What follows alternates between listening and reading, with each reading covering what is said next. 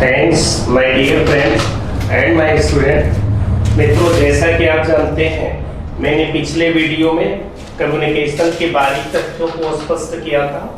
संचार से कैसे प्रश्न बनते हैं, बेसिक चीजें संचार में कहां से आती हैं, कैसे संचार या जो संप्रेषण है उसको हम आत्मसात कर सकते हैं। सरल से सरल तथ्यों को तोड़ करके मैंने आपको, आप कह सकते हैं सरल भाषा में, सुगम भाषा में मैंने आत्मसात करवाया था। मुझे पूरा विश्वास है कि आप उसको समझने में सफल हो गए होंगे। एक क्वेश्चन वहां से कंफर्म आएगा मित्रों, इसमें कोई भी दो राय नहीं है। अब उसी ट्रिक को आगे बढ़ाते हुए आज अपनी इस क्लास में हम दो टॉपिक को लेकर के आए हैं। एक तो शोर पढ़ाएंगे जिसको हम नॉइज कहते हैं, बाधा जिसको कहते हैं। संचार की प्रक्रिया में जो बाधाएं आती हैं जिसको हम लोग शोर कहते हैं। एक क्वेश्चन प्राय नॉइज से आ जाता है और एक क्वेश्चन जो है भाषा संचार से आ जाता है। भाषाई जो संचार होती हैं या कभी तो संचार भाषा इसको भी बोलते हैं, तो वहां से भी प्रश्न बन जाते हैं। तो इन दोनों तथ्यों को मित्रों हम लोग क्रमशः स्पष्ट करते चलेंगे, क्योंकि इट इज टोटली फैक्चुअल। यह पूरी तरह से तथ्यात्मक है। यहाँ कोई दर्शन नहीं है, कोई संकल्पना नहीं है, कोई खास अवधारणा नहीं है। यहाँ टोटली फैक्चुअल है, जो कुछ है टोटल फैक्ट है। अगर आप एक एक बिंदु को दिमाग में रखे चलेंगे, निश्चित रूप से आपके क्वेश्चन बिल्कुल सेटअप हो जाएंगे, कोई दिक्कत आपको उसमें नहीं होगी। तो इसी क्रम को आगे बढ़ाते हुए आइए हम लोग टॉपिक पर आते हैं। मित्रों, जैसा कि आप देख रहे हो कि शब्द लिखा है शोर या नॉइज, अर्थात इसी को हम लोग कहते हैं संप्रेषण या संचार बाधा। ध्यान रखिएगा मित्रों, बाधा का जो नॉइज का या शोर का जो स्वरूप है केवल भौतिक ही नहीं होता। ध्यान रखिएगा, नॉइज के आने के बहुत सारे कारण होते हैं। संचार में बाधा उत्पन्न होने के बहुत सारे रीजन होते हैं, अर्थात संवाद या संप्रेषण को अप्रभावी बनाने, निष्प्रभावी बनाने, विकृत बनाने कि जो कारक हैं, जो माध्यम हैं, वही नॉइज उत्पन्न करते हैं, वही शोर उत्पन्न करते हैं। तो शोर केवल यहाँ ध्वनि से संबंधित नहीं है मित्रों, ध्यान रखिएगा। यहाँ जो शोर शब्द है, जो नॉइज शब्द है, यह बिल्कुल लाक्षणिक अर्थों में प्रयुक्त हुआ है। केवल शब्द के या ध्वनि से संबंधित शोर यहाँ पर नहीं आया है, बल्कि इसके बहुत सारे फैक्ट बनते हैं। इतना से दिमाग में रख लीजिएगा, शोर का मतलब है संचार की प्रक्रिया को बाधित करना। संचार की प्रक्रिया में आने वाले जो बाधक है, जो बाधित कर देते हैं संचार की प्रक्रिया को, संप्रेषण की प्रक्रिया को, दैट इज कॉल्ड नॉइज, उसे हम शोर कहते हैं। तो मित्रों, पहली चीज दिमाग में रखिएगा कि जो शोर है वह लाक्षणिक अर्थ में प्रयुक्त हुआ है और इसका स्वरूप केवल भौतिक नहीं है, बल्कि कई स्वरूपों में हमारे सामने आता है। दूसरी चीज, शोर केवल ध्वनि से संबंधित नहीं है, बल्कि इसके कई पक्ष हैं, यह कई प्रक्रियाओं से जुड़ा हुआ होता है। तीसरी चीज, शोर का मतलब होता है ध्वनि से ही नहीं, बल्कि विभिन्न कारणों से संचार की प्रक्रिया को बाधित करना। अर्थात बहुत सारे ऐसे कारक होते हैं जिससे संचार की प्रक्रिया बाधित हो जाती है, उन्हें हम लोग शोर कहते हैं। ये क्वेश्चन मित्रों यहाँ कंफर्म हो जाता है। आप इसको यूं भी समझा सकते हैं या समझ सकते हैं, जो भी घटना, जो भी प्रक्रियाएं अगर हमारे संचार की प्रक्रिया में बाधा उत्पन्न कर दे, अगर हमारे संवाद संचार की प्रक्रिया को कम प्रभावी बना दे, निष्प्रभावी बना दे, वे सब के सब शोर की श्रेणी में आ जाते हैं। जैसे हम लोग शोर को केवल शाब्दिक अर्थ में ध्वनि से कि तेजी तेजी बोलना, चिल्लाना, दहाड़ना, ये बड़ा शोर हो रहा है, बड़ा नॉइज हो रहा है, हम लोग केवल वहीं तक सीमित हो जाते हैं। लेकिन नहीं, संचार की प्रक्रिया में केवल ध्वनि से ही बाधा नहीं आती है, बल्कि बहुत सारे कारक हैं जिनसे संचार या संप्रेषण की प्रक्रिया बाधित हो जाती है या निष्प्रभावी हो जाती है या विकृत हो जाती है। वो बहुत सारे कारक हमारे सामने आते हैं। जैसे मित्रों, मान लीजिए आप कहीं पर लिख करके अपने विचारों का प्रदर्शन कर रहे हैं या फिगर बना करके संप्रेषण की प्रक्रिया को प्रभावशील बनाना चाहते हैं, लेकिन मित्रों क्लास में जो रोशनी है बिल्कुल खराब है, कहने का मतलब है जैसे मैं ही अगर लिख रहा हूं, हम आपको अपनी विचारों को संप्रेषित करना चाहते हैं, लेकिन अगर यहाँ रोशनी की व्यवस्था अच्छी ना हो, आपको वो चीजें सही ढंग से न दिखाई दे, तो संचार की प्रक्रिया बाधित हो जाती है। तो विचारों के आदान प्रदान के बीच में बाधा उत्पन्न हो जाती है। यह भी नॉइज का स्वरूप होता है, ठीक है। फिर उसके बाद में अगर मान लीजिए लिखावट सही नहीं है मित्रों, लेखनी बढ़िया नहीं है, अच्छे ढंग से शब्द स्पष्ट रूप से आपको नहीं दिख रहे हैं, शब्द बढ़िया से लिखा नहीं गया है, जिससे भी संप्रेषण की प्रक्रिया बाधित होती है, इसे भी शोर कहते हैं। अगर मान लीजिए टीचर उच्चारण करने में भी दिक्कत है टीचर को, अर्थात शब्दों का जो प्रोनाउंसिएशन है, शब्दों का जो उच्चारण है वह अप्रभावी हो, तो भी वहां पर दिक्कत उत्पन्न होती है, तो भी गंभीर आप देखते हैं संप्रेषण की प्रक्रिया बाधित हो जाती है। अगर मान लीजिए फिजिकल जो फंक्शन है वह डिस्टर्ब चल रहे हैं, तो भी संप्रेषण की प्रक्रिया बाधित हो जाती है। इस तरह से मित्रों आप देखते हो आप देखते हो जो शोर है, जिसको हम लोग नॉइज कहते हैं, उसका जो सही अर्थ है वह है संचार बाधा। संचार बाधा केवल चिल्लाने से ही नहीं आती है, संचार बाधा केवल ध्वनि प्रदूषण से ही नहीं आती है, बल्कि उसके बहुत सारे कारक होते हैं। अर्थात ऐसे कारक जो सूचना को विकृत कर दे, जो सूचना को निष्प्रभावी बना दे, जो संवाद की प्रक्रिया को बाधित कर दे, जो क्लास कम्युनिकेशन को निष्प्रभावी बना दे, ऐसी तथ्यों को, ऐसी प्रक्रियाओं को या ऐसे कारकों को हम शोर कहते हैं। तो मित्रों दिमाग में सेट हो गया, शोर केवल ध्वनि से ही नहीं है, बल्कि शोर अर्थात संचार बाधा के कई कारक होते हैं, कई तथ्य होते हैं। जैसे मैंने आपको समझाया था कि खराब रोशनी अगर होगी तभी संप्रेषण की प्रक्रिया में बाधा आएगी, क्योंकि जो चित्र हम बनाएंगे, जो तथ्य हम लिखेंगे, जो ग्राफिंग हम करेंगे वह अच्छे तरीके से आपको नहीं दिखाई देगी, तो वहां पर जो एक तरह से विचारों का बढ़िया सा आदान प्रदान चलता रहता है वह भी धूमिल हो जाता है, बाधित होने लगता है। दैट इज कॉल्ड नॉइज, उसको भी हम शोर कहते हैं। फिर उसके बाद अगर लिखावट अच्छी नहीं है, अच्छे ढंग से शब्दों का आप कह सकते हैं प्रस्तुतिकरण नहीं हुआ है, अच्छे ढंग से लिखा नहीं गया है, तब भी संप्रेषण की प्रक्रिया निष्प्रभावी हो जाती है, कम हो जाती है, अर्थात शोर उत्पन्न हो जाता है। फिर आप देखते हो अगर उच्चारण खराब है तब भी संचार बाधा उत्पन्न होती है। शारीरिक प्रक्रिया अगर विषम है, नेगेटिव है, तब भी संचार प्रक्रिया बाधित हो जाती है। तो इस तरह से मित्रों शोर का मतलब केवल चिल्लाना ही नहीं है, बल्कि शोर का मतलब होता है संचार प्रक्रिया को बाधित करना, संप्रेषण की प्रक्रिया को निष्प्रभावी बनाना। इसलिए मैंने यहाँ पॉइंट आउट किया है कि संचार बाधाएं जिन्हें हम शोर कहते हैं वे सूचनाओं को विकृत और अप्रभावी बना देती हैं, संवाद की प्रक्रिया को निष्प्राण कर देती हैं, संवाद की प्रक्रिया को ऊर्जा विहीन बना देती हैं, बाधा उत्पन्न कर देती हैं। और यह केवल भौतिक रूप में ही नहीं होता, अर्थात केवल ध्वनि तक सीमित नहीं है, बल्कि इसके कई स्वरूप होते हैं। जैसे आप देखते हो खराब रोशनी, इससे भी संप्रेषण बाधित होता है। अगर लिखावट अच्छी ना हो, इससे भी संप्रेषण बाधित होता है। उच्चारण खराब हो, इससे भी संप्रेषण बाधित होता है। अगर फिजिकल फंक्शन डिसबैलेंस हो, उससे भी हमारी प्रक्रिया बाधित होती है।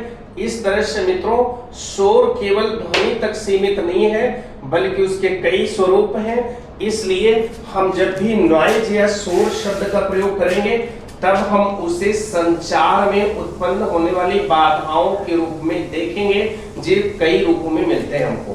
फिर उसके बाद अब हम देखते हैं शोर के कितने स्वरूप होते हैं, अर्थात जो बाधाएं आ रही हैं वो कितने रूपों में आ रही हैं। पहला है शरीर या क्रियात्मक शोर, दूसरे को हम कहते हैं भौतिक शोर, तीसरे को मनोवैज्ञानिक शोर, चौथे को अर्थ संबंधी शोर कहते हैं। कहने का मतलब है शोर के कई स्वरूप होते हैं। जैसे आप देखते हो कि शरीर या क्रियात्मक शोर, ठीक है, दूसरा होता है भौतिक शोर, तीसरा मनोवैज्ञानिक शोर, चौथा अर्थ संबंधी शोर। तो आप देखते हो शरीर क्रियात्मक शोर क्या है। जैसे अभी आप देखो, अगर आपको भूख लगी हुई है या किसी चीज को लेकर के व्याकुलता आपके मन में बनी हुई है, या आप देख रहे हो कि थकान है बना हुआ है, सिर दर्द बना हुआ है, तो ये जो शरीर क्रियात्मक प्रक्रिया है यह संचार की प्रक्रिया को बाधित कर देता है। इसलिए शरीर क्रियात्मक जो शोर है उसके कई स्वरूप हमारे सामने आते हैं, कई कारक हमारे सामने आते हैं, जैसे भूख है, प्यास है, व्याकुलता है, थकान है, सिर दर्द है। यह भी संप्रेषण की प्रक्रिया को बाधित कर देते हैं, विचारों के आदान प्रदान की प्रक्रिया को बाधित कर देते हैं। इसलिए हम कहते हैं कि शरीर क्रियात्मक शोर जो है वो एक शोर का वह स्वरूप होता है जो बायोलॉजिकल कॉन्सेप्ट से संचार की प्रक्रिया को बाधित कर देता है, विचारों के आदान प्रदान को निष्प्रभावी कर देता है, कम प्रभावी बनाता है। दूसरा आता है भौतिक शोर। भौतिक शोर में मित्रों ध्वनि से जुड़ा होता है, जैसे कारखाने, अगर आपके अगल बगल कारखाने लगे हैं, जहां आपका रेजिडेंस है, जहां आपका आवास है, अगर वहां फैक्ट्री है तो दिन रात वहां नॉइज होती रहती है, शोर होता रहता है। तो फैक्ट्री कारखाने की आवाज से भी शोर आता रहता है, बाधा उत्पन्न होती है। यातायात, अगर ज्यादा ट्रेवलिंग हो रही है, ज्यादा यातायात चल रहे हैं, तब भी आप दिन रात देखते हैं आवाज सुनाई देती रहती है, वहां पर भी संचार की प्रक्रिया बाधित होती है। रोशनी खराब हो जाए तो भी संचार की प्रक्रिया बाधित होती है। आप स्लम बस्ती की दशा देखते हैं, आए दिन झगड़ा, गाली गलौज, पूरा माहौल प्रदूषित रहता है, वहां पर भी संचार की प्रक्रिया बाधित होती है। अगर यांत्रिक त्रुटियां आ जाए संप्रेषण की प्रक्रिया में तो भी संचार की प्रक्रिया बाधित हो जाती है। इस तरह से भौतिक शोर में उन तथ्यों को हम रखते हैं जिनसे हमारे संचार की प्रक्रिया ध्वनिगत प्रक्रिया में, ध्वनिगत रूप में आप देखते हो बाधा पैदा कर देती है। फिर उसके बाद आता है मनोवैज्ञानिक शोर। मनोवैज्ञानिक शोर का मतलब होता है मनोवैज्ञानिक संचार बाधा। जैसे मान लीजिए अभी अगर क्लास कम्युनिकेशन हो रहा है, गुरुजी पहुंच गए पढ़ाने के लिए, टीचर पढ़ाने के लिए पहुंच गए, लेकिन वो मानसिक रूप से उलझन में है, मनोवैज्ञानिक रूप से हीन ग्रंथि से परेशान है, ठीक है, आप देखते या निगेटिव स्वरूप लेकर के आ गए हैं, या पूर्वाग्रही हैं, या किसी प्रकार के वाद में डूबे हुए हैं, तो मेरे कहने का मतलब कि मनोवैज्ञानिक शोर तब उत्पन्न होता है, साइकोलॉजिकल नॉइज, या आप कह सकते हैं साइकोलॉजिकल कम्युनिकेशन जो बाधा होती है तब उत्पन्न होती है जब मानसिक उलझन की दशा हो, पूर्वाग्रह से व्यक्ति ग्रसित हो, गंदे विचार व्यक्ति के मन में हो, अविकसित मानसिक दशा हो, तनाव की अवस्था हो, तब वहां पर मनोवैज्ञानिक शोर की प्रक्रिया उत्पन्न होती है, मनोवैज्ञानिक शोर की दशा उत्पन्न हो जाती है, जिससे संचार हमारा निष्प्रभावी हो जाता है। तो आप देखें पहले में शरीर क्रियात्मक कि अगर मान लीजिए विचारों का आदान प्रदान हो रहा है, उसमें व्यक्ति कहीं व्याकुलता के शिकार है, भूख है, प्यास है, थकान है, सिर दर्द है, तो अभी बाधित हो जाती है, संचार की प्रक्रिया बाधित हो जाती है।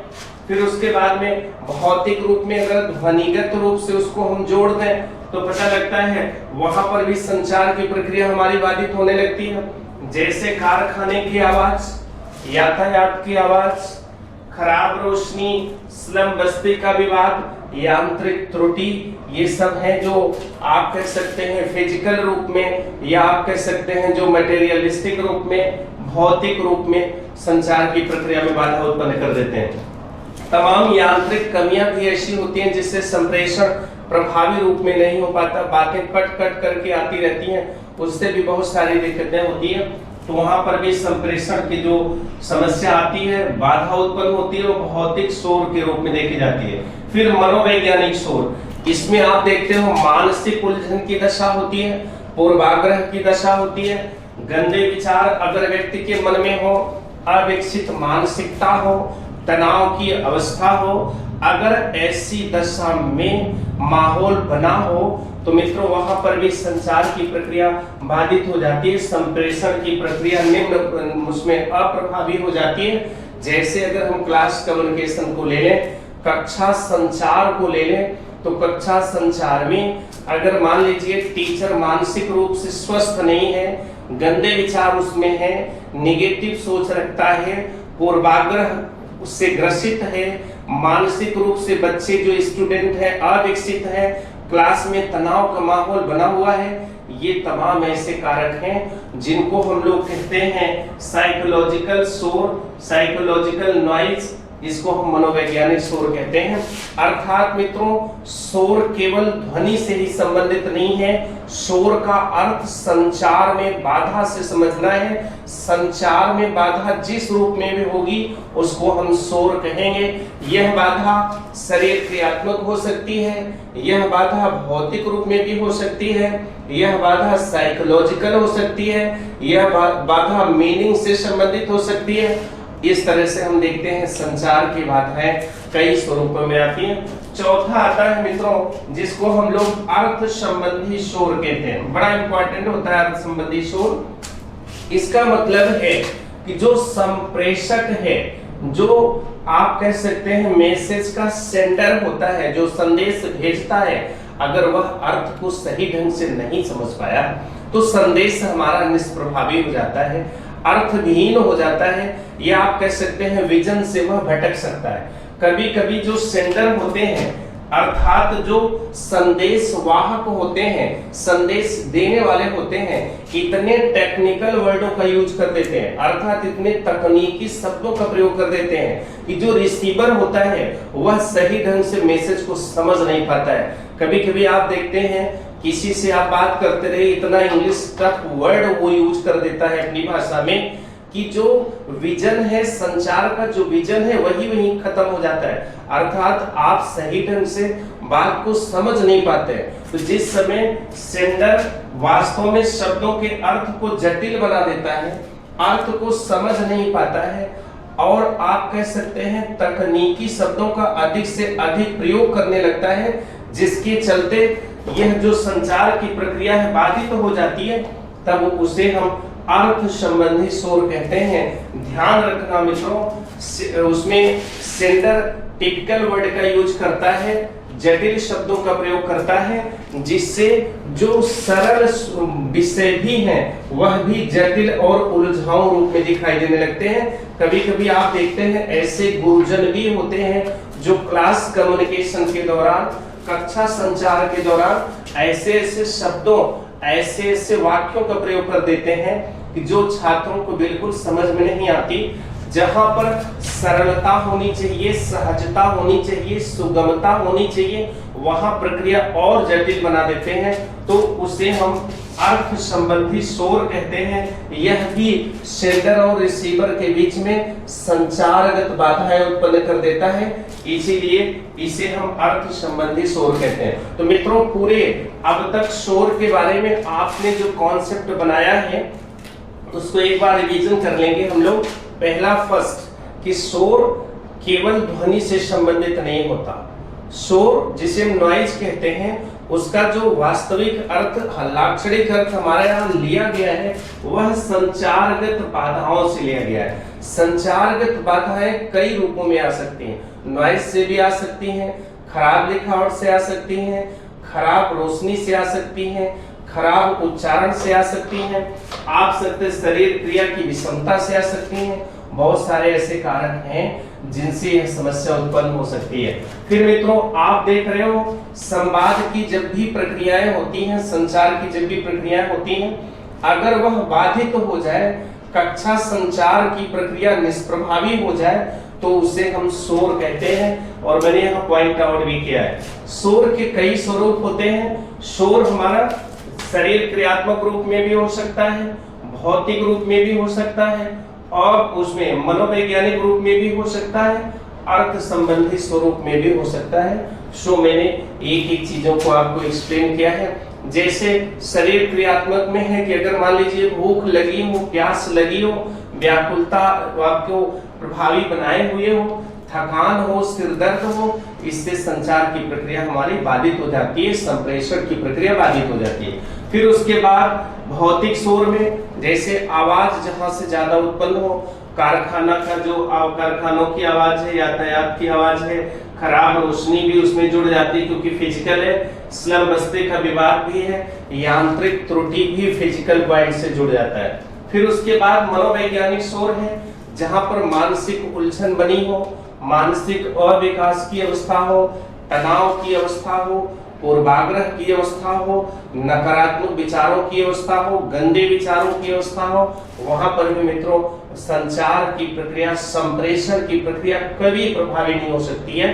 फिर उसके बाद अर्थ संबंधी शोर होता है, जब पता लगता है कि जो शिक्षक है वह खुद ही ऐसे जटिल शब्दों का प्रयोग करता है जिससे विषय सामग्री एकदम बिल्कुल जटिल बन जाती है, अर्थात वह सरल विषय को भी बिल्कुल उलझाऊ बना देता है। इस तरह से हम लोग देखते हैं कि यह अर्थ संबंधी शोर भी हमारे संचार को बाधा उत्पन्न कर देता है, संचार में बाधा उत्पन्न कर देता है। फिर उसके बाद हमारे सामने आता है संचार की भाषाएं। अब मित्रों इसमें ध्यान रखिएगा कि जो संचार की भाषा है वह एक प्रश्न आपको जरूर पुटअप करा देती है।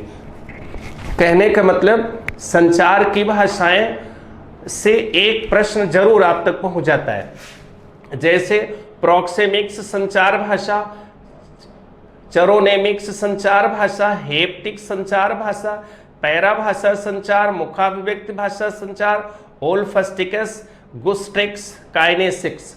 मित्रों ध्यान रखिएगा कि इनमें से एक प्रश्न कभी न कभी पूछ लिया जाता है। एक तो शोर से प्रश्न आते हैं, कंफर्म हो गया, शोर आप समझ गए होंगे, कोई दिक्कत आपको नहीं है। और दूसरा आता है संचार भाषा।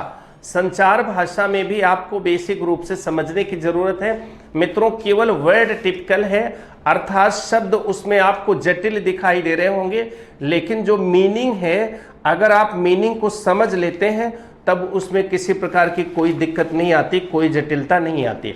जैसे पहला है जिसको हम कहते हैं प्रोक्सेमिक्स संचार भाषा। ध्यान रखिएगा, प्रोक्सेमिक्स संचार भाषा, इसको हम कैसे डिफाइन करेंगे।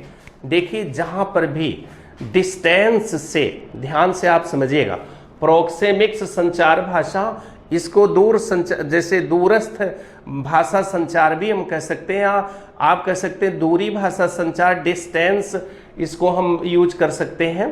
तो प्रोक्सेमिक्स संचार भाषा का मतलब होता है कि मान लीजिए दो व्यक्ति जा रहे हैं, ध्यान से समझना, आपस में कोई कम्युनिकेशन भी नहीं कर रहे हैं, किसी प्रकार की बातचीत नहीं कर रहे हैं, किसी प्रकार के कुछ भी नहीं कर रहे हैं, लेकिन वो दोनों साथ साथ जा रहे हैं। तो दोनों के बीच की जो दूरी है वह दूरी हमें बता देती है कि दोनों के बीच में कैसा कम्युनिकेशन है, दोनों के बीच में दोस्ती है कि दुश्मनी है, कि व्यक्तिगत संबंध है, कि प्रेम संबंध है, कैसा सामाजिक संबंध है, किस प्रकार का संबंध है, यह दो व्यक्तियों के बीच की दूरी बता देती है। तो प्रोक्सेमिक्स जो कम्युनिकेशन है, जो प्रोक्सेमिक्स संचार भाषा है, ध्यान रखिएगा मित्रों, इसमें हम लोग दूरी पर निगाह रखेंगे, अर्थात दूरी के आधार पर हम संकेत को समझ जाते हैं, जहां पर किसी को बोलने की आवश्यकता नहीं है, लेकिन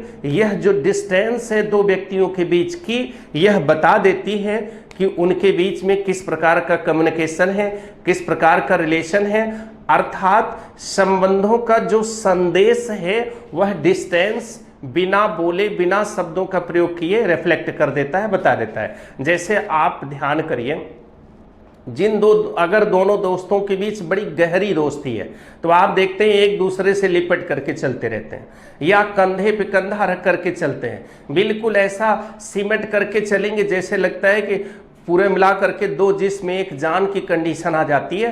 तो मेरे कहने का मतलब जब उन दोनों व्यक्तियों के बीच की डिस्टेंस बिल्कुल कम हो जाती है, जीरो पर हो जाती है, या आधे फीट, जीरो से लेकर के आधे फीट के बीच की दूरी रहती है, बहुत कम हो जाती है, तब हम दूर खड़ा हुआ व्यक्ति या जो भी पर्सन होता है तुरंत जान लेता है कि इनके बीच का संबंध क्या है। बिना बताए, बिना किसी प्रकार की हरकत किए, वह केवल दूरी देख करके समझ गया कि इनके बीच का संबंध कैसा है। अब पता लगता है अगर दोनों बिल्कुल एक निश्चित आप कह सकते हैं जो डिस्टेंस का छोर बनाया गया है, जो मानक इन लोगों ने, वैज्ञानिकों ने, शिक्षा मनोवैज्ञानिकों ने रखा है, अगर आधे फीट से 4 फीट की दूरी पर दोनों चल रहे हैं, कहने का मतलब अगर मान लीजिए एक व्यक्ति इधर चल रहा है, एक व्यक्ति इधर चल रहा है, दोनों के बीच की दूरी आधे फीट से लेकर 4 फीट तक है, तब उनके बीच में मान लिया जाता है कि व्यक्तिगत संबंध है, अर्थात व्यक्तिगत संचार की प्रक्रिया वहां पर होती है।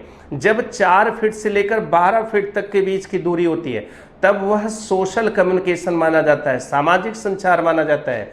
और जब 12 फीट से अधिक की दूरी होती है, तब उसको हम मास कम्युनिकेशन मानते हैं, जन संचार मानते हैं। तो मित्रों, इसके संबंध में हम लोग समझते हैं कि अगर मान लीजिए दो व्यक्तियों के बीच की दूरी, जैसे दो व्यक्ति हैं, दोनों के बीच की दूरी जिस समय 0 से लेकर के आधे फीट के बीच की दूरी होती है, तब वहां पर घनिष्ठ संचार की वह स्थिति आती है, अर्थात घनिष्ठता हमको दिखाई पड़ती है। उनके बीच में घनिष्ठ संचार की प्रक्रिया होती है। अगर दोनों के बीच में आधे फीट से लेकर के 4 फीट का डिस्टेंस होता है, तब वहां पर्सनल कम्युनिकेशन, व्यक्तिगत संचार की अवस्था आ जाती है, व्यक्तिगत संचार की अवस्था आती है। अगर 4 से लेकर के 12 फीट की दूरी हो तो सामाजिक संचार की दशा आती है। अगर 12 फीट से अधिक की दूरी हो तब आप कहते हैं जन संचार, जिसको आप मास कम्युनिकेशन कहते हैं। कहने का मतलब होता है, अगर आप इसको ध्यान रखेंगे तो कभी पूछा जा सकता है कि दो व्यक्ति हैं, उनके बीच में 0 से आधे फीट की दूरी है, अधोलिखित में किस प्रकार की संचार भाषा होगी, घनिष्ठता होगी, व्यक्तिगत होगी, सामाजिक संचार भाषा होगी, जन संचार भाषा होगी, तुरंत आप टिक मारेंगे घनिष्ठता से संबंधित है। अगर दे दिया कि बताइए सामाजिक संचार भाषा में दो व्यक्तियों के बीच में दूरी कितनी होनी चाहिए, तुरंत आप बताएंगे 4 से लेकर के 12 के बीच में होनी चाहिए। तो कुल मिलाकर के मित्रों, ये ध्यान रखना, प्रोक्सेमिक्स कम्युनिकेशन जो हमारे सामने आता है, प्रोक्सेमिक्स का मतलब है कि दो व्यक्ति के बीच की जो दूरी है वह स्वयं कम्युनिकेट कर देती है, बता देती है कि उनके बीच का रिलेशन कैसा है। अब हम आते हैं दूसरा, चेरोनेमिक्स, जिसको चेरोनोमिक्स भी कहते हैं, कहीं कहीं क्रोनोमिक्स भी कह देते हैं, लेकिन वो चेरोनोमिक्स संचार भाषा होती है। यहाँ पर क्या होता है मित्रों, चेरोनोमिक्स संचार भाषा में संचार के समय पर विशेष बल दिया जाता है। कहने का मतलब समय यहाँ बहुत बड़ा कीमती होता है। यहाँ पर संचार समय, ध्यान रखिएगा, संचार समय की बहुत बड़ी कीमत होती है।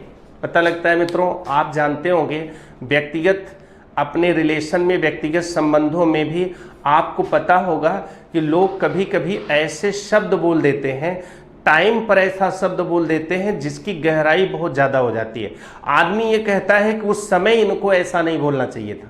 कहने का मतलब जो समय होता है उसका जो बहुत अधिक महत्व हो, अर्थात जिस समय संचार के समय की कीमत बहुत ज़्यादा हो जाती है, तब वहाँ हम चेरोनोमिक्स कम्युनिकेशन कहते हैं।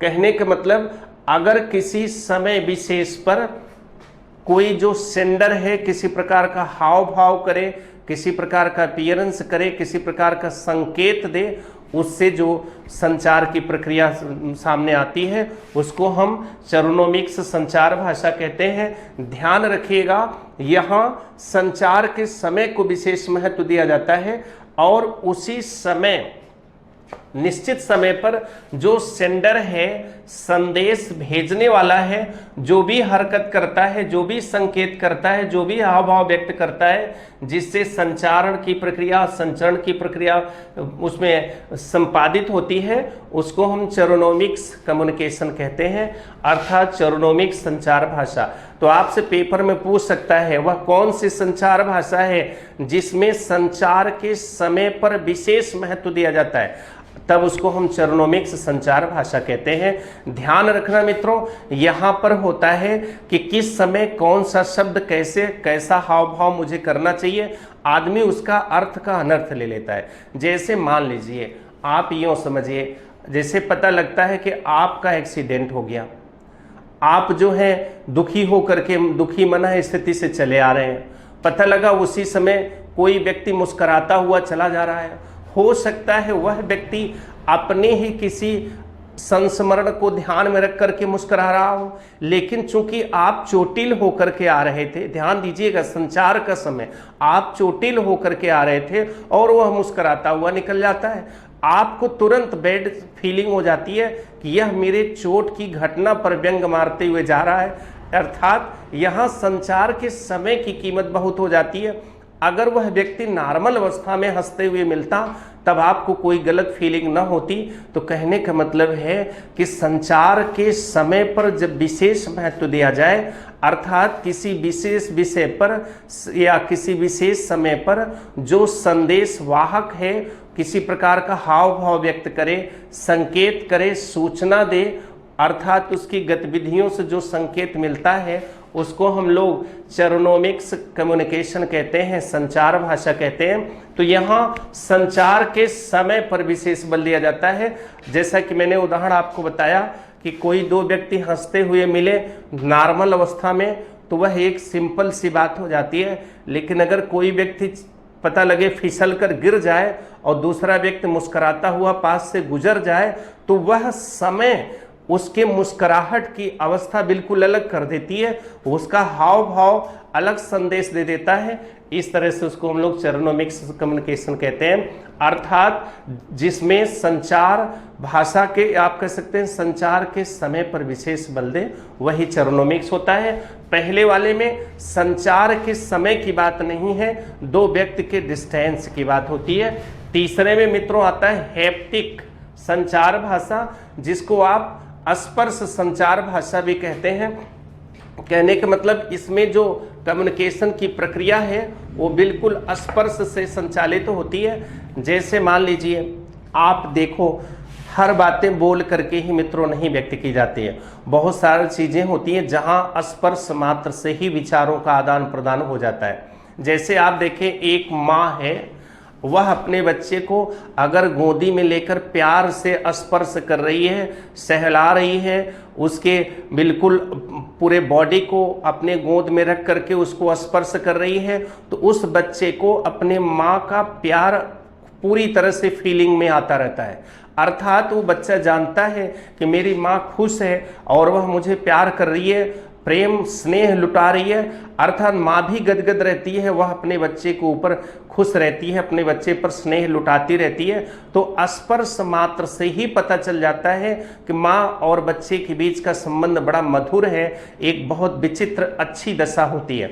और वही माँ जिस समय गुस्से में बच्चे को घसीटते हुए बच्चे को पकड़ करके लेके जाती रहती है, अर्थात एकदम कस करके पकड़े रहती है, तब उसको लगता है कि आज माँ गुस्से में है, बिना कुछ बोले आभास करा देता है। अर्थात अगर वही चीज़ कड़क हाथ से पकड़ करके बिल्कुल खींचते हुए बिल्कुल एकदम कस करके ले जा रही है, तब पता लगता है कि वह स्पर्श से पता चल गया कि माँ गुस्से में है। और वही माँ जब प्यार से धीरे धीरे सहलाती रहती है तो उससे पता चलता है कि माँ खुश है और बच्चे पर अपना प्यार दुलार अपना स्नेह लुटा रही है। तो मेरे कहने का मतलब है मित्रों, ऐसा संचार की वह प्रक्रिया जिसमें केवल स्पर्श मात्र से ही विचारों का आदान प्रदान हो जाए, स्पर्श मात्र से ही संदेश का संचरण की प्रक्रिया प्रभावी बन जाए, तो उसे हम हैप्टिक संचार भाषा कहते हैं। फिर आता है मित्रों पैरा संचार भाषा, पैरा लैंग्विस्टिक कम्युनिकेशन की प्रक्रिया। पैरा संचार भाषा में ध्यान रखिएगा, भाषा के उतार चढ़ाव पर विशेष बल दिया जाता है, आरोह अवरोह पर विशेष बल दिया जाता है। आप देखते हैं जिस समय वीर रस की कविता का उच्चारण होता है उसमें आप देखिए बिल्कुल आसमां में चले जाते हैं, फिर डाउन हो जाते हैं, फिर तूफान की तरह आवाज़ उठती है, चुनौती प्रस्तुत कर देती है, शब्द शैली हाव भाव पूरा अजीब सा लिखता है। लेकिन वहीं जब करुण रस की कविता का वाचन होता है, आप देखते हैं वहाँ पर कैसे मनोबल बिल्कुल एकदम नॉर्मल हो जाता है, डाउन हो जाता है, गिर जाता है। तो मेरे कहने का मतलब ये जो पैरा लैंग्विस्टिक कम्युनिकेशन है जो पैराभाषा संचार है, संचार का एक ऐसा स्वरूप होता है जिसमें भाषा के आरोह अवरोह उतार चढ़ाव की कीमत बहुत होती है, जिससे संदेश मिल जाते हैं कि स्थिति क्या है। कोई व्यक्ति बताए या ना बताए, लेकिन अगर उमंग में कविता का वाचन किया जा रहा है तो केवल भाषा के आरोह अवरोह से पता चल जाता है कि वह कविता किस वर्ग की है, और अगर दुखी भाव में है तब भी पता चल जाता है कि किस स्टेटस की वह कविता है। तो मेरे कहने का मतलब भाषाई आरोह अवरोह जब कम्युनिकेट करें तो उसे पैराभाषा संचार कहते हैं। तो यहाँ आपने देखा कि यह स्पर्श की प्रधानता यहाँ होती है। यहाँ आपने देखा संचार समय पर अभिव्यक्ति है, यहाँ दूरी की कीमत है, यहाँ भाषाई आरोह अवरोह की स्थिति आती है। कहने का मतलब भाषाई उतार चढ़ाव, भाषाई उतार चढ़ाव की दशा होती है। अब आती मुखाभिव्यक्ति संचार भाषा। मित्रों, आप जानते हो कई बार ऐसी दशाएं होती हैं कि चेहरा बता देता है कि इसके मन में क्या चल रहा है। जैसे अगर आप से कोई व्यक्ति खफा है तो आप देखते हैं मुंह फुला करके चलता रहता है, आंखें आपसे नहीं मिलाता है और उसके चेहरे पर लालिमा आ जाती है। कोई व्यक्ति गुस्साया है, बिल्कुल तमतमाया हुआ चेहरा उसका दिखाई देता है। कोई व्यक्ति चोरी किया हुआ तो उसका बिल्कुल ऐसा लगता है जैसे चेहरे की कांति खत्म हो गई, वह आत्मबोध उसको पता चल जाता है, चोर की दशा उसकी दिखाई देती है। कहने का मतलब जब मुख की अभिव्यक्ति से, हम मुख के हाव भाव से, स्वरूप से संदेश पकड़ में आ जाए, विचारों का आदान प्रदान हो जाए, तब उसे हम मुखाभिव्यक्ति संचार भाषा कहते हैं। यहाँ चेहरे के हाव भाव से पता चल जाता है कि उनके बीच का रिलेशन कैसा है, संबंध कैसा है, वैचारिक संप्रेषण कैसा है। फिर उसके बाद मित्रों आता है ओल्फैक्टिक कम्युनिकेशन। ओल्फैक्टिक कम्युनिकेशन में आप देखते हो केवल गंध या महक से हमें संदेश प्राप्त हो जाता है। अर्थात इसमें आप देखेंगे गंध या महक, अर्थात जो स्मेल की कंडीशन होती है, गंध या महक से हमें विचारों का आदान प्रदान हो जाता है। और अर्थात पता लगा कि कोई चीज़ हम खरीदने जा रहे हैं, वो अच्छी है कि नहीं अच्छी है, कितना बढ़िया है, या कोई इत्र वगैरह जो भी हम लेने जाते रहते बिना पूछे उसकी स्मेल, किसी तेल को हम खरीदने जाते हैं तो उसकी स्मेल, या आप कह सकते हैं मान लो संचार की प्रक्रिया में जैसे पता लगे 2-3 व्यक्ति हैं और वहाँ पर भी एक अजीब सा सुगंधित वातावरण है, तब भी वैचारिक संदेश मिल जाता है। तो कहने का मतलब संचार की ऐसी प्रक्रिया जिसमें गंध या महक से संदेश की जानकारी हो जाती है, उसे हम लोग ओल्फैक्टिक कम्युनिकेशन कहते हैं। फिर उसके बाद आता है गुस्टेक्स कम्युनिकेशन। गुस्टेक्स कम्युनिकेशन में मित्रों ध्यान रखिए, स्वाद की कीमत यहाँ बहुत ज़्यादा होती है। जब स्वाद के माध्यम से संदेश की जानकारी मिल जाए, अर्थात स्वाद की जहाँ पर प्रधानता हो, तब उसे हम गुस्टेक्स संचार भाषा कहते हैं। यहाँ स्वाद से पता चल गया और ओल्फैक्टिकस में गंध या महक से पता चल गया।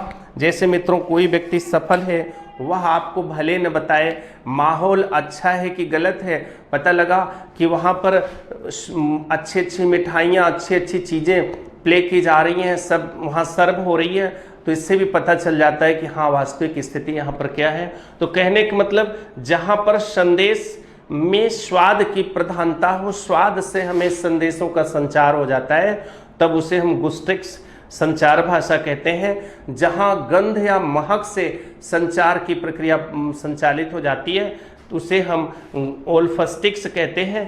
काइनेसिक्स का मतलब होता है मित्रों जहां शारीरिक भाषा, शारीरिक हाव भाव, शारीरिक अर्थात इसको हम कह सकते हैं जहां शारीरिक बॉडी लैंग्वेज, शारीरिक भाषा की प्रधानता होती है, शारीरिक भाषा की प्रधानता होती है, अर्थात शारीरिक हाव भाव अभिव्यक्ति से सूचनाएं मिलती हैं, संदेश का आदान प्रदान हो जाता है, उसे हम काइनेसिक्स संचार भाषा कहते हैं। तो पहले में मित्रों दो व्यक्ति के बीच दूरी से पता चल गया, अगर दूरी 0 हो या आधे फीट में हो तो घनिष्ठ, अगर आधे से 4 हो तो व्यक्तिगत, 4 से 12 हो तो सामाजिक, 12 से अधिक हो तो जनसंचार भाषा होगी।